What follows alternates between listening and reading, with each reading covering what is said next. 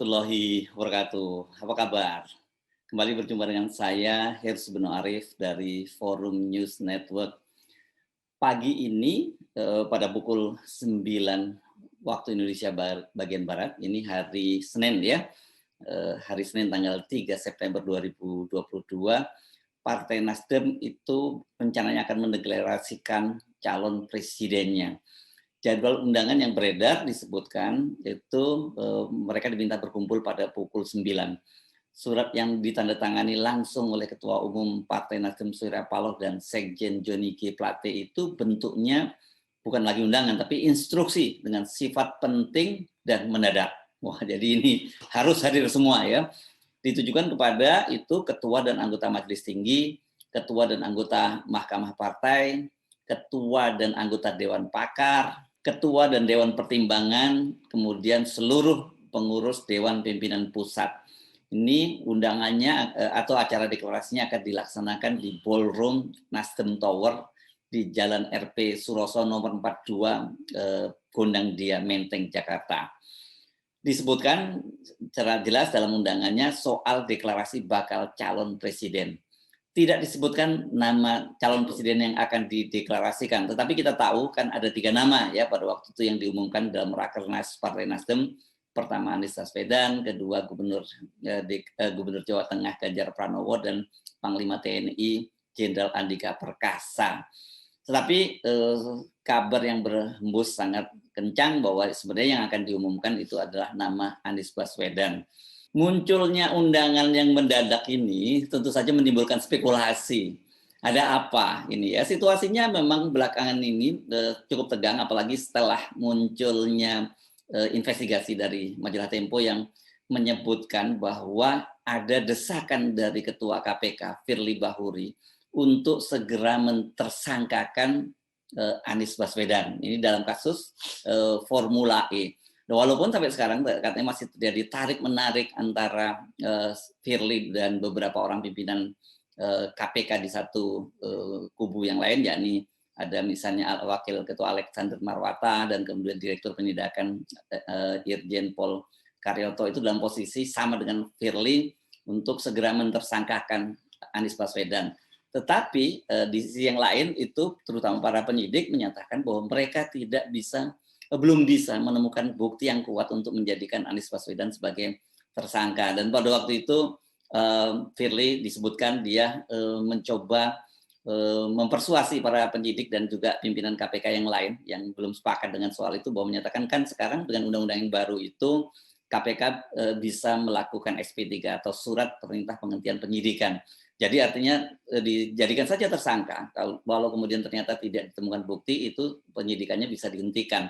Nah inilah yang kemudian belakangan menjadi sangat heboh ya. Apalagi kemudian disebutkan di situ Firly juga akan mencoba melobi ketua kepala BPK untuk memberikan semacam opini atau semacam penilaian bahwa memang ditemukan unsur korupsi dalam gelaran Formula E. Nah ini tampaknya inilah yang latar belakangnya mengapa kemudian Nasdem segera mempercepat langkahnya untuk mendeklarasikan Anies Baswedan. Semula rencananya Nasdem itu akan bersama dengan PKS dan Demokrat akan mendeklarasikan nama Anies Baswedan sebagai calon presiden itu pada tanggal 10 November. Jadi bertepatan dengan Hari Pahlawan.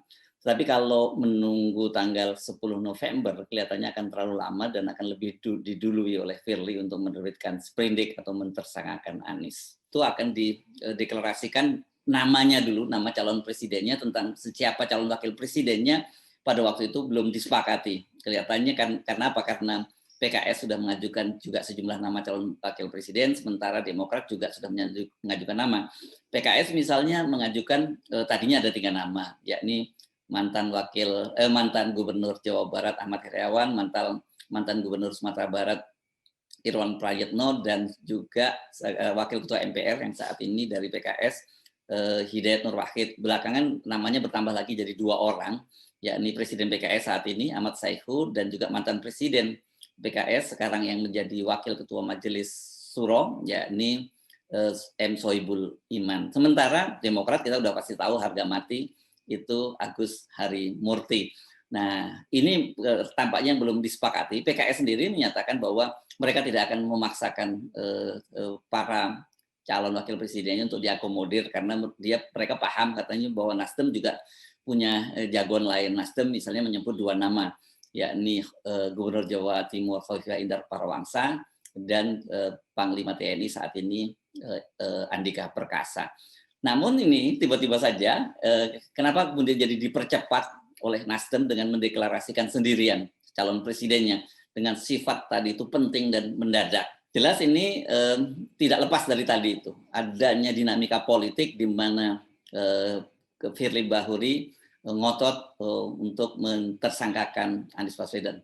Jadi ini kelihatannya apa yang dilakukan oleh Firly Bahuri ini upaya untuk membypass pencapresan Anies, karena di situ disebutkan juga bahwa menurut Firly ini kalau sampai kemudian Anies Baswedan sudah dideklarasikan menjadi calon presiden, maka ya ini peristiwanya harus menunggu lagi sampai nanti pencapresan selesai. Jadi artinya karena itu Firly juga pengen segera cepat jadi keluarkan sprindiknya. Jadi ini semacam apa ya, semacam siapa cepat atau duluan deh. Bisa jadi kalau menunggu sampai tanggal 10, mungkin dalam perkiraan Nasdem, dan saya kira pasti Nasdem juga punya sumber-sumber yang cukup kuat di kalangan KPK, Firly sudah memaksakan terlebih dahulu mengeluarkan sprindik dan pencapresan Anies Baswedan bisa jadi batal. Anda tentu belum lupa ya, pada waktu ini polanya mirip juga pernah terjadi pada waktu itu ketika Jenderal Budi Gunawan, Komisaris Jenderal Budi Gunawan waktu itu dicalonkan jadi Kapolri, dan setelah dilakukan fit and proper di DPR, tapi kemudian KPK kan mengeluarkan sprindik untuk menjadikan Budi Gunawan sebagai tersangka. Nah, kemudian setelah itu, walaupun sudah disepakati oleh Komisi 3 untuk jadi calon Kapolri, tapi jadi tertahan ini proses pencalonan Budi Gunawan menjadi Kapolri, dan kemudian Budi Gunawan melakukan gugatan ke Pengadilan Negeri Jakarta Selatan dan dikabulkan gugatan itu. Tetapi walaupun dibatalkan sprindiknya atau pentersangkaan oleh KPK, Presiden Jokowi pada waktu itu memutuskan untuk tidak melanjutkan pencalonan Budi Gunawan menjadi Kapolri. Jadinya yang jadi Kapolri pada waktu itu adalah Badrodin Haiti. Nah, ini tampaknya bila Nasdem itu akhirnya sudah mengumumkan pencapresan walaupun sendirian, maka ini sangat mungkin membuat KPK dalam hal ini Firly juga jadi goyah dan ragu ya. Bukan hanya Nasdem sebenarnya sekarang ini yang bergerak sejak muncul berita ada upaya Firly untuk mentersangkakan Anies Baswedan ini. Para relawan, juga ratusan pengacara itu dan pendukung Anies ini sudah mulai bergerak. Jadi mereka hari ini saya membaca dan juga mendapat undangan, mereka melakukan kumpul-kumpul dan juga jumpa pers menyikapi soal Firly Bahuri ini. Dan kabarnya juga pagi ini sejumlah relawan dari Anies Baswedan akan berbondong-bondong datang ke KPK untuk menemui Dewan Pengawas. Mereka meminta agar Dewan Pengawas KPK menindak Firly Bahuri. Jadi ini semacam adu siasat ya antara parpol dalam hal ini Nasdem dengan Firly. Kita sebut Firly bukan KPK karena ini masih keinginan Firly sebagai pribadi. Tapi pertanyaannya kan, apakah ini kemauan Firly pribadi? Bagaimana sikap Presiden Jokowi?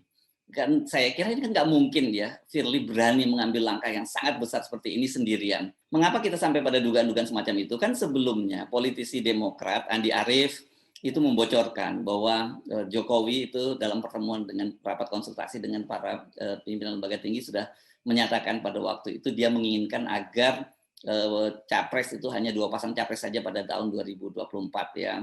Alasannya ya tadi supaya tidak perlu sampai putaran dua putaran, soal masalah-masalah ini biayanya sangat besar dan juga soal pembelahan. Dan pada waktu ketika menurut Andi Arief, walaupun kemudian dia minta videonya itu tidak dikutip tapi sudah kadung bocor, di situ disebutkan ketika ada yang bertanya tentang loh bukannya Anies mau mencapreskan, terus Pak Jokowi pada waktu itu menyatakan loh Anies kan sudah jadi tersangka gitu. Jadi, nah ini dan begitu juga dengan parpol-parpol, ketua parpol yang tidak nurut juga akan ditersangkakan. Orang kemudian tentu saja menghubungkan pernyataan Andi Arief ini dengan sikap dari Firly dan rasanya logis Firly nggak mungkin berani nekat seperti itu. Nah, bagaimana dengan Nasdem? Kan Nasdem ini saat ini adalah partai pendukung Presiden Jokowi. Dia koalisi pemerintahan, ada sejumlah menterinya di kabinet. Apakah sikap Nasdem ini bukan menentang Jokowi? Kalau kita amati beberapa waktu yang lalu, ini kan Nasdem ini tetap coba mengajuk hati Jokowi. Pada waktu itu misalnya setelah Rakernas dia mengusulkan agar, sebelum Rakernas maksud saya, pada waktu itu mengusulkan agar Ganjar itu dipasangkan dengan Anies Baswedan. Ini kan kita tahu bahwa ada preferensi dari Pak Jokowi agar jika dia tidak berhasil memperpanjang masa jabatannya, itu maka penerusnya itu adalah Gubernur Jawa Tengah Ganjar Pranowo. Karena itu kemudian SP waktu itu mengusulkan Ganjar berpasangan dengan Anies. Tapi pada waktu itu situasinya hubungan antara Ibu Mega dengan Jokowi pada waktu itu masih menegang gitu tadi karena pencalonan Ganjar Pranowo.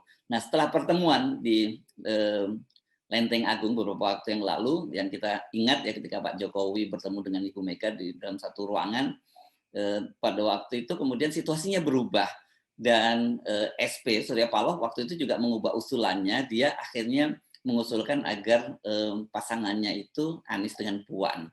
Jadi ini sebenarnya kalau saya lihat ini merupakan upaya SP tetap bagaimana menjaga hubungan yang baik dengan Jokowi.